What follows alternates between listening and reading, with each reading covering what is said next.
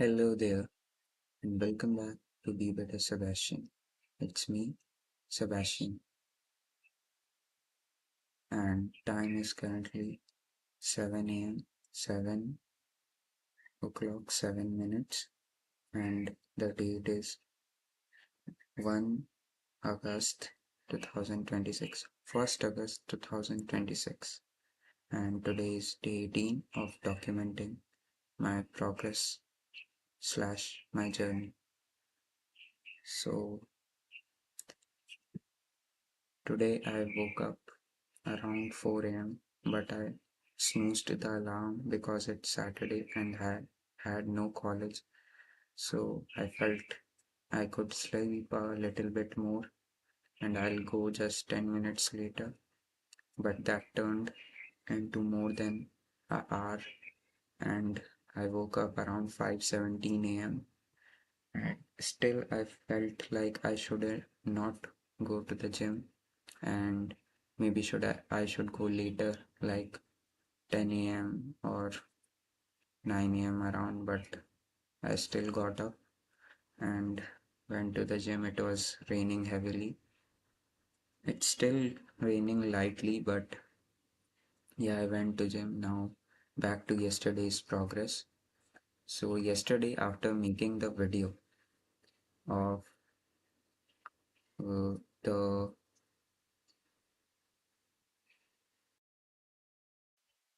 I went to exercise and a peer opened the gym with me. So I'll be quick. So the exercises which I did were back with a wide grip handle, pull down, lats pull down. I did 30 kg weights, 12 reps, and I did one set of it, and then I switched to 35 kgs, increased the weight, and the reps dropped to 8, and I did two sets of it. Then I would say I'm getting used to 35 kg now. Then did it with V handle. So I replaced the larger handle with a smaller V handle and I did it with 25 kg, 12 reps I got, and then I did it with 35 kg weight. In this again, my reps dropped to 8 and I did two sets. Then I did seated row exercise, a horizontal exercise for back, and I did it with 25 kgs and I did three sets of 8 reps. Then came legs and I did goblet squats or with 7.5 kg weight, sorry, and three sets of 12 reps.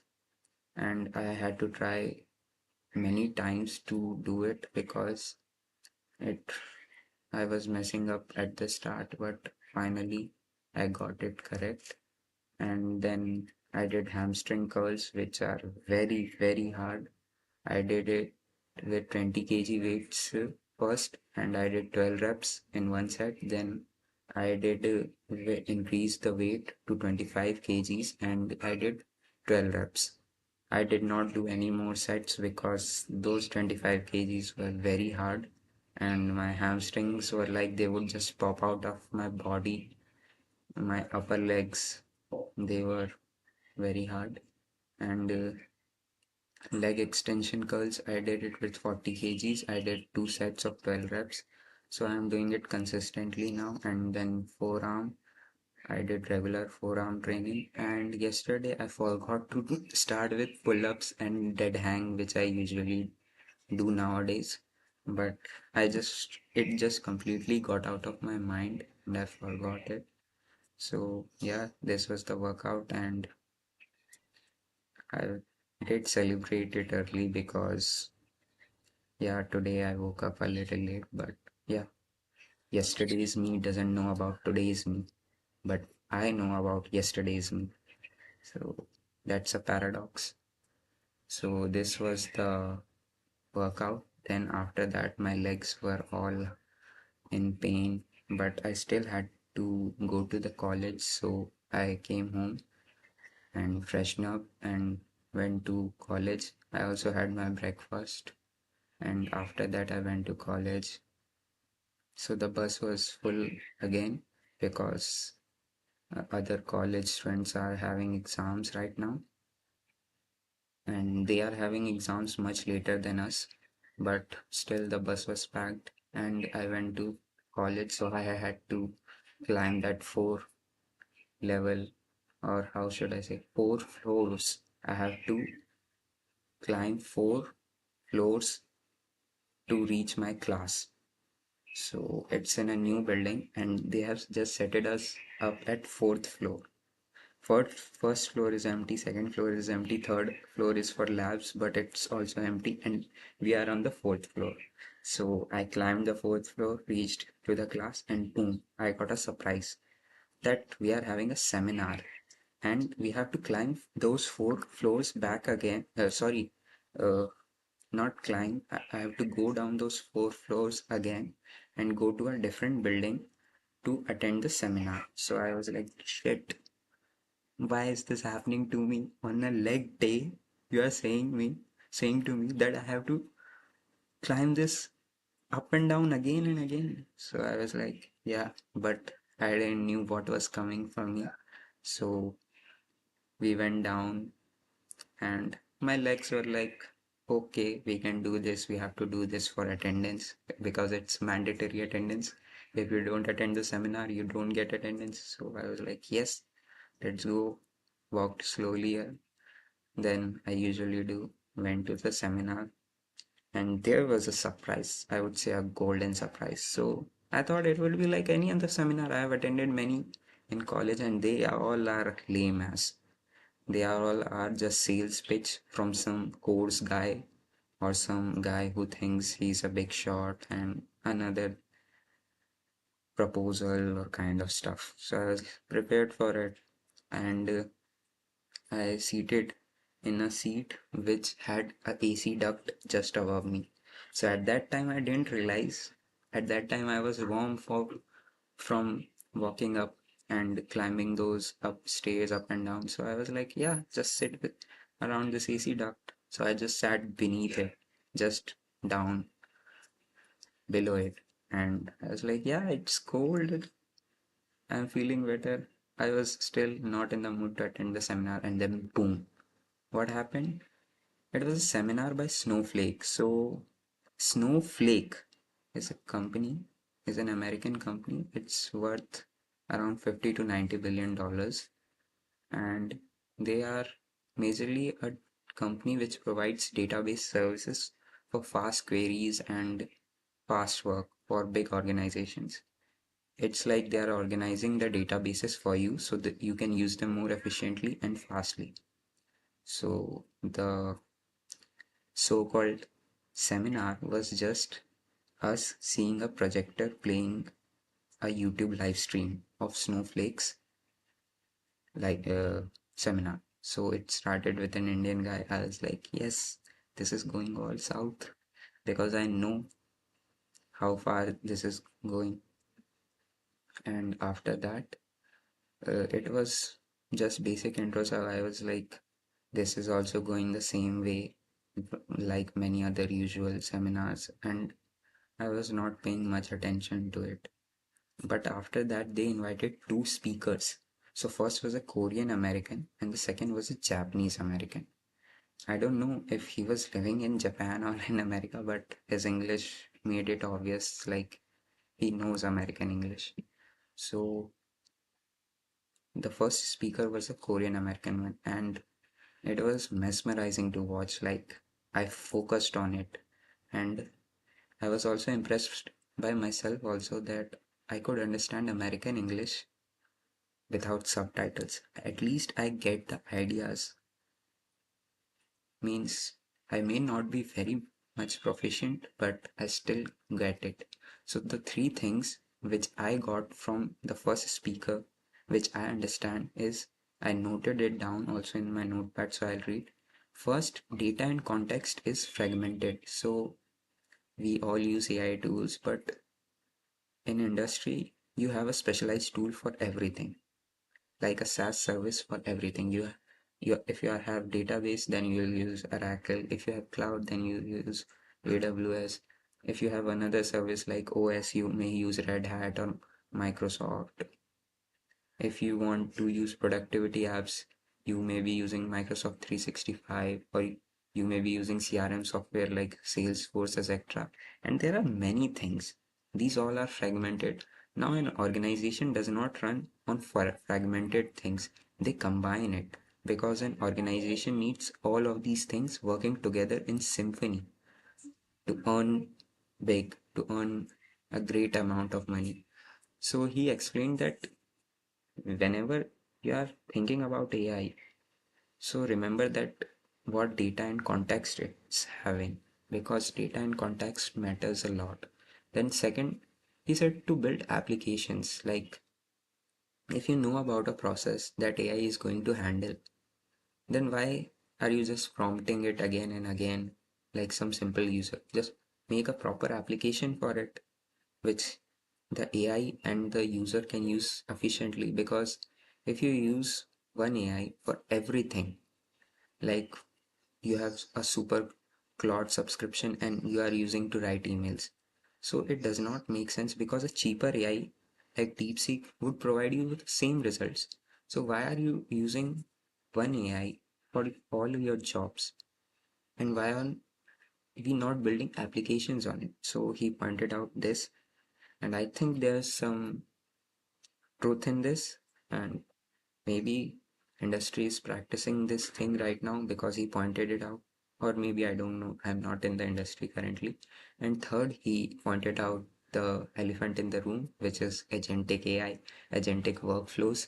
So he said the platform, any platform we build or software we build, for user, it should be, the heavy lifting should be done by AI, and the back end or the main logics of it should be functioned by AI, like SQL queries. If a user wants to search a database, so the user shouldn't be writing SQL queries. The AI should do it and then provide the result back to a interface which the user can interact with. So he said use the AI like a worker, because it's for enhancing our productivity and efficiency. Then the second speaker So the second speaker was all about risk management and governance. His role was basically to tell us about governance in AI.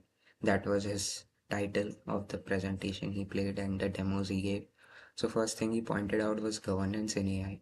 He also told us about that new laws are coming, regulations are coming every day, like EU AI Act, and that we should know about these regulations and implement them.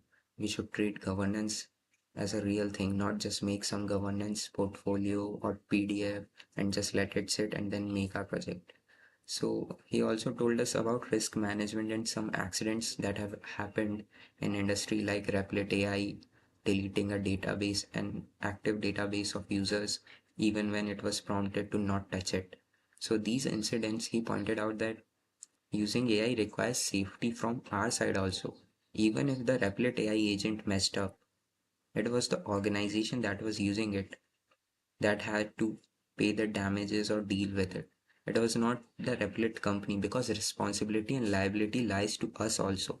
If we are using an AI and agent, then it's us who should take measures for safety, because it can go south very fast. Then he said, whenever you are making an agent, especially for agents, ask 6 questions. He said, ask 6 questions. So, what are these 6 questions? He said, first, what does your AI do? Think about it. Like, if you made an AI from start and you don't know what's your goal, then you'll mess up later and your project may get cancelled. He pointed out that 40% of AI agent projects get cancelled. Then he said, what context or data does it have? And for an AI, data matters a lot. So he said, think about it properly. Then he said, what are your guardrails? What are your safety protocols? Like if AI messes up, how will you handle it? And another, he said how well your AI is performing. Like if you are making an AI which can be solved simply, then you are wasting the money. So he said, how well is your AI performing? Check it also. Then he said, everything should be auditable and traceable. So this is also done in my project also. And he said, every action, keep logs or have checks so that we can check what AI is really doing. So most of the time AI does messes up, but it's not at red level. It may be at yellow level. So at yellow level, we don't have to just ignore it. We have to see it, what it did wrong. Because if we know what it did wrong today, we can fix it for tomorrow. If we fix this mistake today, the AI will get better at doing the same task tomorrow. So this was his approach, and I think I sit well with his 6 questions, and these values are very much valuable for our project also. So I was just mesmerized by this seminar, and I felt like it was for me. And maybe I was the only one paying the attention, because when TNP, a trainings and placement sir asked questions about it, I was the only one who could answer it, and he was impressed by my answers. He also asked me about Snowflake. So at the start of seminar, I just had asked Gemini about Snowflake and what its scale is and what its product are, to explain me like I am 5. And it explained me quite simply, and that's why I understood these things. So if you are ever attending a seminar, just check what it's about. Ask Gemini or Chat GPT, and it will be helpful. It may be helpful. Then my ideas. So after attending the seminar, I was having many ideas, but I wrote down 2. So my current project that I'm vibe coding right now, and it's taking a lot of time because it's never finishes. Something every day comes and piles up, like this new feature, add this thing, add that thing, an idea comes, then I have to do again. So first I had to make project, my current vibe coding project, with qualities the seminar mentioned. The second speaker mentioned 6 questions, and I need to integrate them in my project well enough. Then second, I when I searched about Snowflake, there was a feature like, if company A wants data from company B and they have agreed, consented. So usually what happens is company B sends a data copy to company A and they see it. But Snowflake has this feature there, what we say special feature, where company B can make a window and company A can peek from that window into company B's special data section, which is only a limited data section. And then company A can see that data and do processes on it without ever needing the copying part, because Snowflake just gives them access to see that data and do operations on it. So it's a very fascinating idea, and I think I can use this in an earlier project that I did. I am trying to make a data lake in it, so that the struggle of collecting all open source data for the project that I went to, another researcher or developer or student does not have to.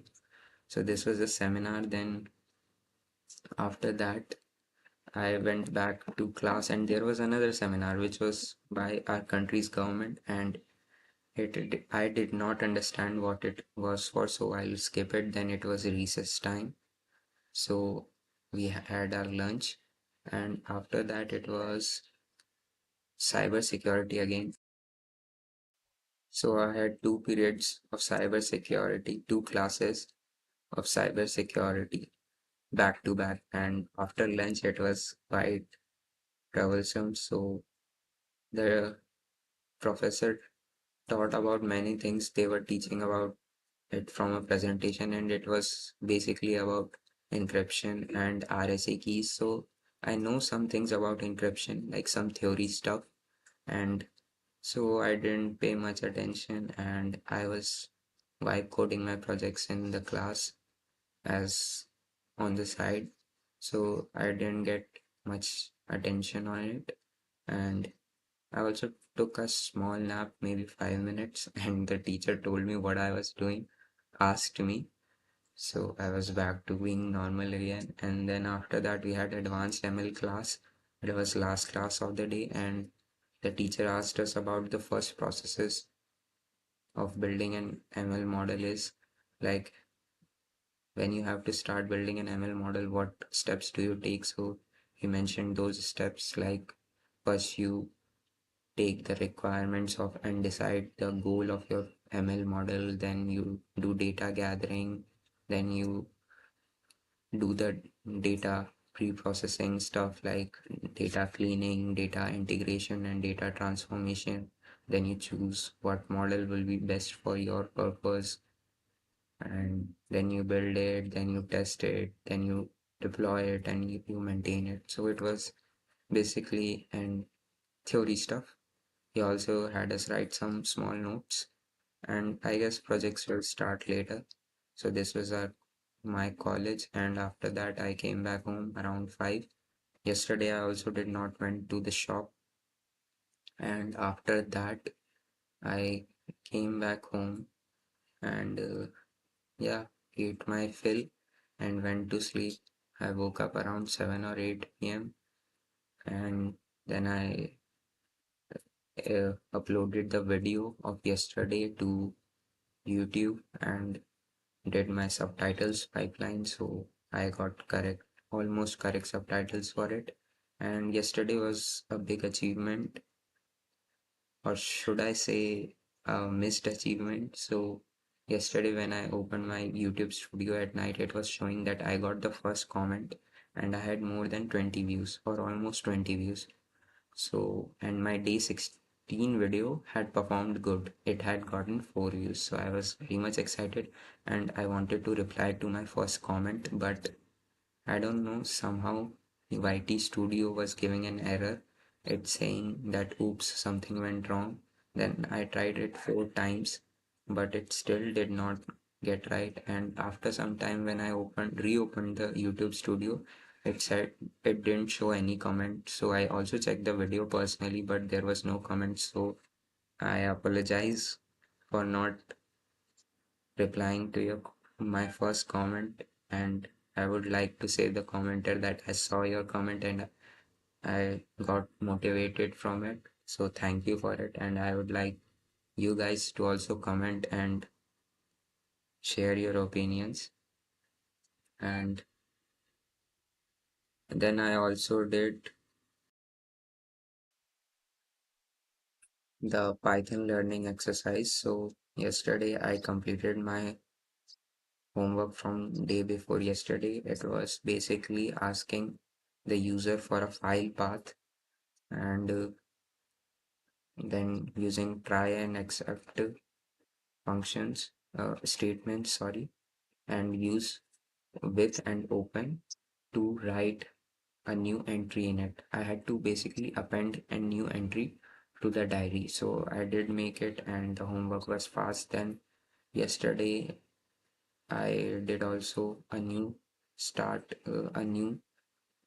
lesson from tutorial. So it was about read files, and I have completed it, and I'll have completed today and then get my new homework and try to learn it and do it. So thank you. This was a very long video. Thank you for staying with me. Bye bye.